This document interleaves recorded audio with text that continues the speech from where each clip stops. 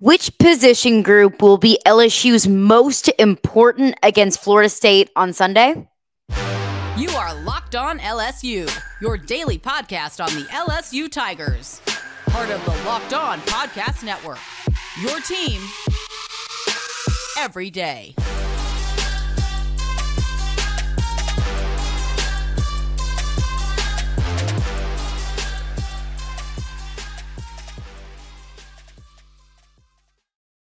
Well, thank you for making Locked On LSU your first listen every single day. We are free and available wherever you get your podcasts. Plus, do not forget, you can also check us out on YouTube in addition to on your preferred podcast platform.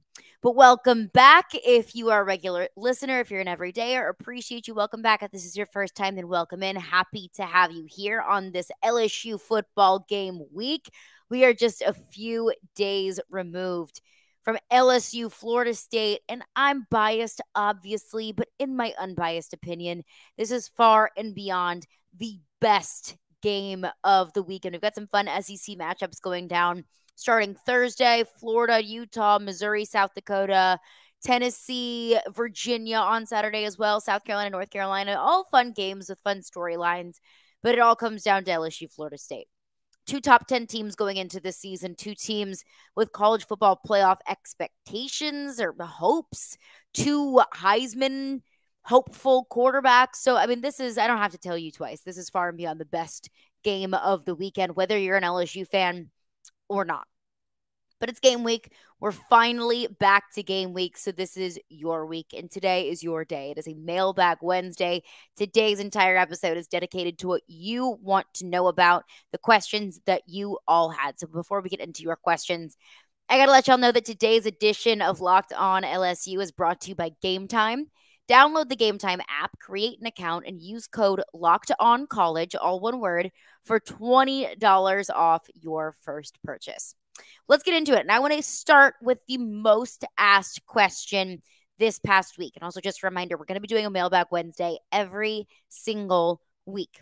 So you can get your LSU football questions, roster questions in, questions that you might have about LSU's opponent that weekend, since we're going to have football every single weekend. I'm so freaking pumped that we're finally back.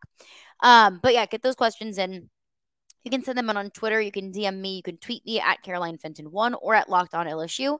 And of course, you can comment those questions below on the YouTube page. You can send them in whenever you'd like. I'll just get to them every single Wednesday. But let's get to your most asked question of the week.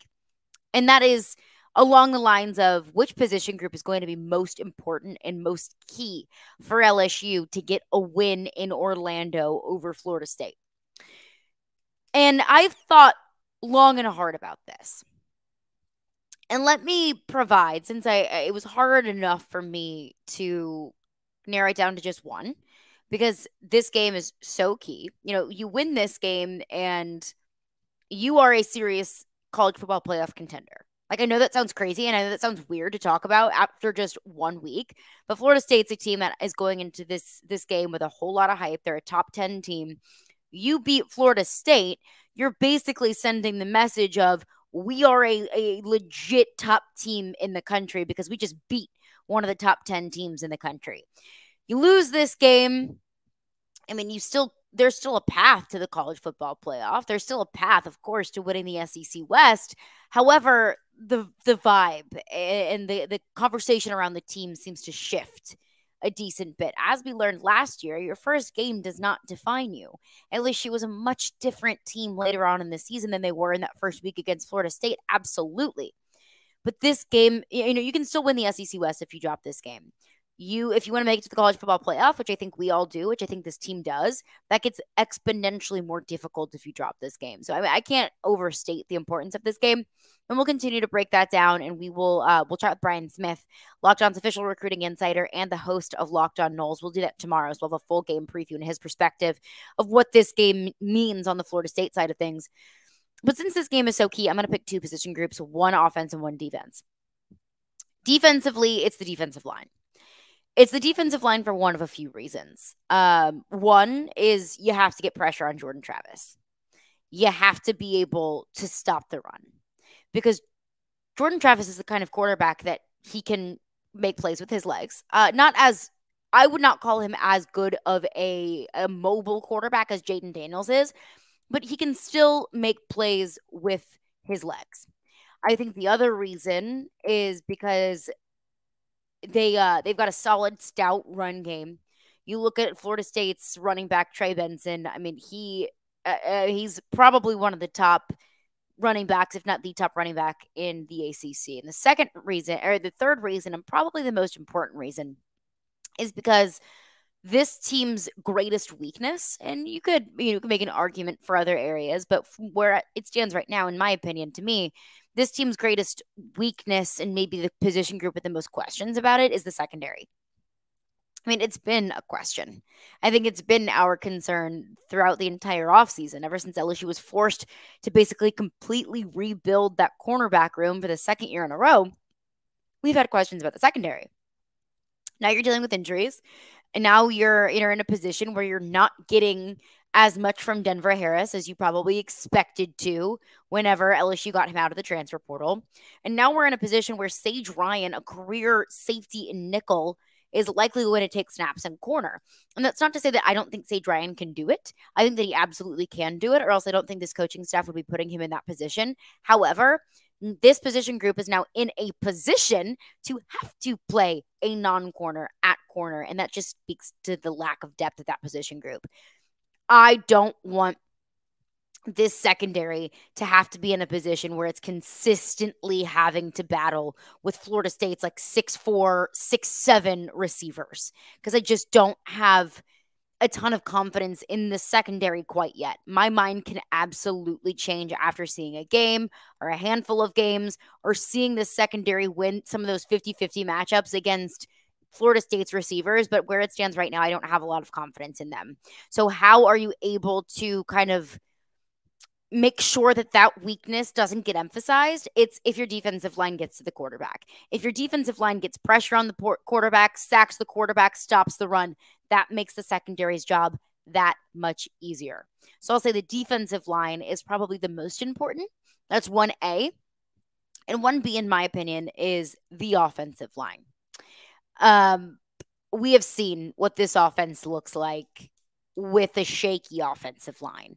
And it's Jayden Daniels running all over the place. Jayden Daniels maybe making questionable throws, or not really even throwing the football at all, even if he has open receivers downfield. Part of that is Jayden Daniels. And that's something that he worked on throughout the season last year, and he's been working on throughout the offseason. But this offense is so much more of a well-oiled machine when Jayden Daniels has the time to make his reads and to be able, if it's an RPO kind of situation, he can make the best decision without running for his life.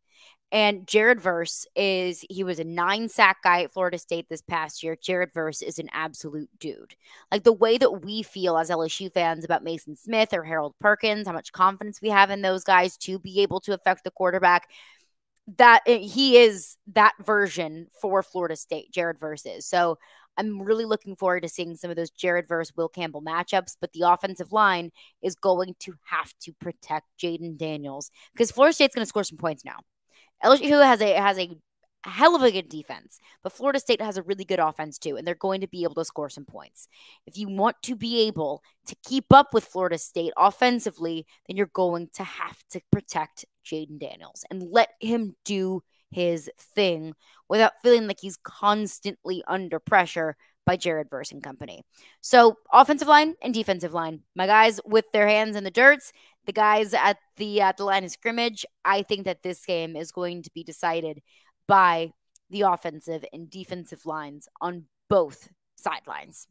Coming up next, another question that was asked a lot, especially after some news that came out today. So we will get into those questions coming up next. First, I want to tell you about Game Time. So I think that this is the year of stressful ticket buying situations. Taylor Swift in the Eras Tour, and I live in Nashville, and not too long ago, Lionel Messi and Miami MLS team, they were in town in Nashville, and it was the craziest scenario for anyone trying to find tickets. I mean, tickets were going for, a crazy amount of money. People were having to wait in the longest, online waiting rooms to try and get these tickets. I mean, it was crazy. And look, buying tickets to your favorite events should not be stressful. If you're trying to find tickets to the LSU game this weekend, you don't want to be sweating at your computer or waiting in lines to do so. So check out Game Time, because Game Time is the fastest and easiest way to buy tickets for all of the sports, music, comedy, and theater events near you. So one of the things that I love about the Game Time app is that it is so easy to find what you're looking for. I mean, if I just open up the Game Time app now on my phone, the first thing that's going to pop up is the most popular event where I live in my area. And more times than not, that's usually what I'm trying to look for tickets for. But if I just click the search bar, it's so easy to find the best tickets available. And Game Time also provides images of your seat views.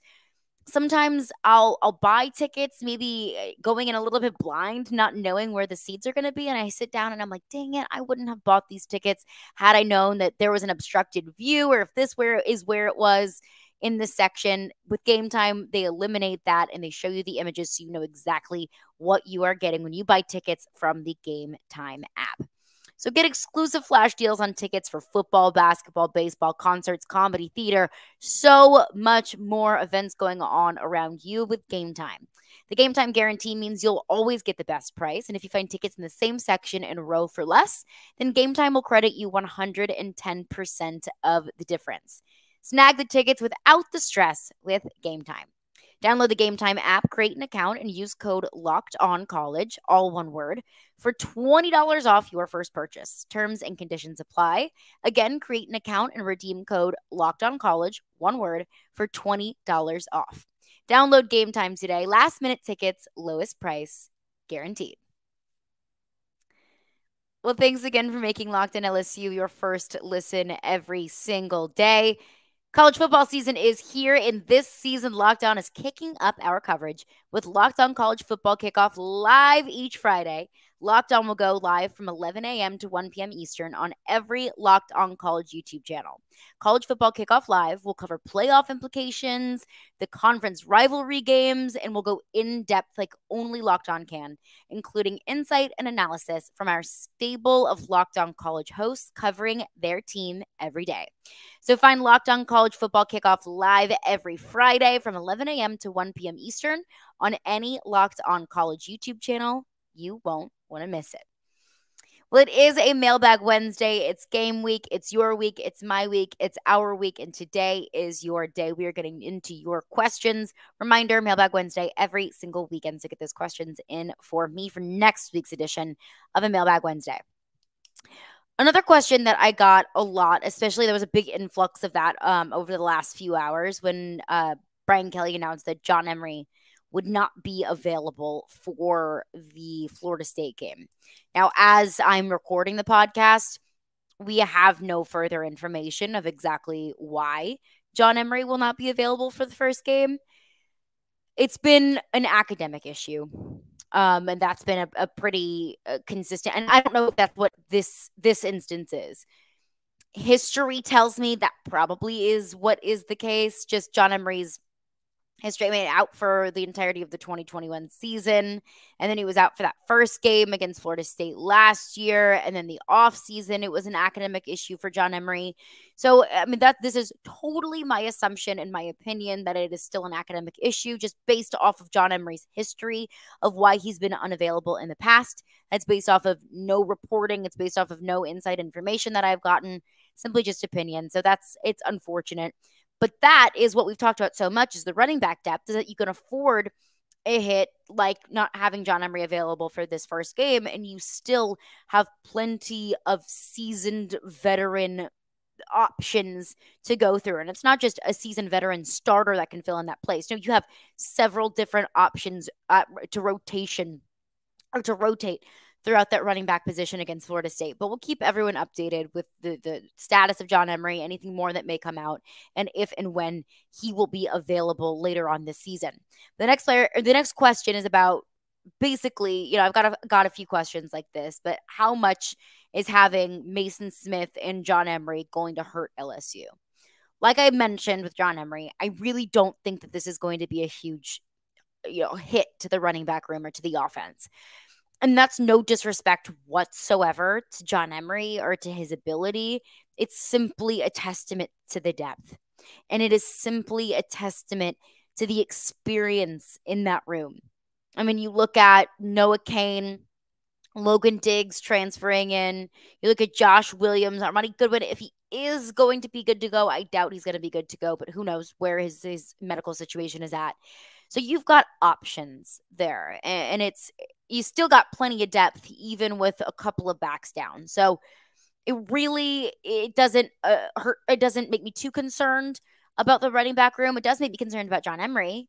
And I wish nothing but the best for him. I hope that he can get all of his things figured out, whatever it might be in this situation that's keeping him out against Florida State. I hope that everything gets figured out soon, whether it's a health issue, whether it's an academic issue, whatever it might be. I hope that it gets resolved soon, and that on John Emery's part. But from the X's and O's side of things, I really don't think it's going to be too big of an issue. That is the one room that I would say if you are going to lose a player or two, that's the one to do it in because you got depth. Maason Smith, now, that's a different story. Maason Smith is one of the best defensive players in all of college football. He might only be second to Harold Perkins. And that's a really massive statement, but it's something that I feel confident in saying. Maason Smith has top 10 overall pick potential. Like, that's the kind of talent that Maason Smith has. That's the kind of game-wrecking ability that Maason Smith has. You don't lose a guy like that. You don't lose a talent like that against a good team like Florida State and feel okay about it and feel good about it. Not in the slightest. But there are a couple things that make me a little bit encouraged. Like if you're going to look at maybe the teeniest, tiniest silver lining on the largest, gloomiest gray, dark cloud over that situation, I got two. One, LSU won 10 games without Maason Smith last season. And that's, again, no disrespect to Maason Smith or his ability or his undeniable impact on the defensive line. I'm just saying, you beat Bama last year without Maason Smith. I'm just saying, you beat an undefeated Ole Miss team without Maason Smith. You were able to win the SEC West this past season without Maason Smith. Now, it makes the defensive line's job so much more difficult. It makes you a whole lot less confident in this defense not having Maason Smith available. But I'm just saying, I don't know if we can fairly step away from this game. Let's say LSU loses this game. I don't know how fairly I can step away from it and say, well, Maason Smith, if we just had Maason Smith, things could have been different because we've seen how good this defense still can be without him. What I'm looking forward to is LSU taking that next step with him. So that Maason Smith return will be delayed, and that's unfortunate, and I hate that, and it makes me just so angry that the NCAA continues to just make the most idiotic and stupid decisions. But, it sucks. It hurts, and it's going to hurt this team. But I'm excited to see who steps up in his absence. The second part that's maybe the teeniest, tiniest little silver lining is the fact that Harold Perkins is going to be on the field against Florida State this year. That was not the case last year. And you look at, two of LSU's 3 losses in the regular season last year, Harold Perkins was on the sideline. Harold Perkins is another one on that defensive side of the ball, in addition to Maason Smith, that is a game wrecker. That is a game changer. Harold Perkins single-handedly beat Arkansas last season. I think he could do it again. So with the addition of Harold Perkins as a pass rusher, as a guy that can get pressure on the quarterback, and then with the addition of, whoever is going to be stepping up on the defensive line, can they do enough in Maason Smith's absence? And, if you're asking me if Harold Perkins can do anything, I'm probably going to say yes. So it sucks and it's annoying, and I hate not seeing either of those guys out there against Florida State and John Emery and Maason Smith, but next man up mentality for a reason. Third and final question we will get to coming up next. Well, thanks again for making Locked On LSU your first listen every single day. We are free and available wherever you get your podcasts. Third and final question of our first official Mailbag Wednesday of the regular season. A little news that came out yesterday that Brian Kelly named his 4 captains for the 2023 season. Jayden Daniels, Mekhi Wingo, Greg Brooks, and Will Campbell. So, I expected Jayden Daniels to be a captain. He's your starting quarterback. He's been a leader on this team. I expected Mekhi Wingo to be a captain on this team, just given the fact that he wore number 18. He represented LSU at SEC Media Days. My question was, who's going to be the rest? Because I thought that there was really a good case for several players to be captains and to be the leaders on this team. You can make a case for Josh Williams. He also represented LSU at SEC Media Days. Just the amount that he's really proven himself since his time of being a walk-on and now being a starter for this team. I think it's a great story. You could have made a case for him. I think you could have made a case for Harold Perkins. I think you could have made a case for Malik Neighbors. I think there's a case for a lot of these guys, but I don't think that there was a wrong decision in there in naming Greg Brooks and Will Campbell both captains. So just one of the questions was, what do you think about the captains that were named on Wednesday? I like it. I like it. They're good leaders, and that's something I talked about earlier on the podcast. Was this team's just got a whole heck of a lot of leadership, and that's a really good position to be in. Just considering how you're going to need leadership as you go throughout the gauntlet of an SEC West schedule. But one other thought on the captains, other than the fact that I like the decision, it's a testament to the transfer portal. The fact that 3 of LSU's 4 captains that were named yesterday were transfer portal players. Mekhi Wingo transfers in from Missouri. Greg Brooks transferred in from Arkansas. Jayden Daniels, of course, transferred in from Arizona State. I don't know how many transfer captains there are throughout the rest of the SEC or throughout the rest of college football. And frankly, I don't plan on doing any investigation or research into it. But I just think it's a really wonderful testament to Brian Kelly and the rest of this coaching staff and the rest of this recruiting staff's job and how well they were able to identify the right guys in the transfer portal. Because transfer portal recruiting is much different than recruiting out of high school. When you recruit guys out of high school, you get them young. You bring them in early in their careers. They understand the culture and the expectations and the identity of the locker room from the second that they walk into your program. Transfer portal players are different. Their only perspective and experience is in other locker rooms. And they're older too. They have experience. They're older. They're not new.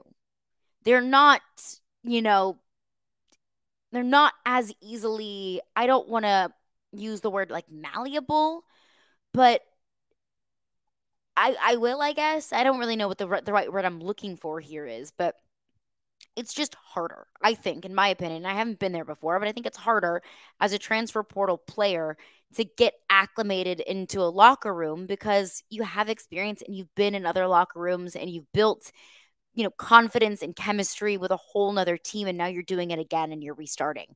That's difficult. It's more difficult than doing it from the jump. But it's a testament to the coaching staff, one, for identifying just the right players that are the right fit for this program in the transfer portal, because now 3 of them are your captains. And those 3 plus so many others have become leaders and will be leaders on this football team. The second thing is it's just a testament to those guys. It's a testament to Mekhi Wingo and to Jayden Daniels and to Greg Brooks for fully embracing this second step in their college careers and for fully buying in to Brian Kelly's message and to very quickly and firmly establish themselves as leaders in this locker room, as in only their second year at LSU. They're all 3 going to be captains. So I think it's a good testament to the transfer portal recruiting process that this team currently has in place. But that's going to do it for me today. Thank you for making Locked On LSU your first listen every single day. We're free and available wherever you get your podcasts.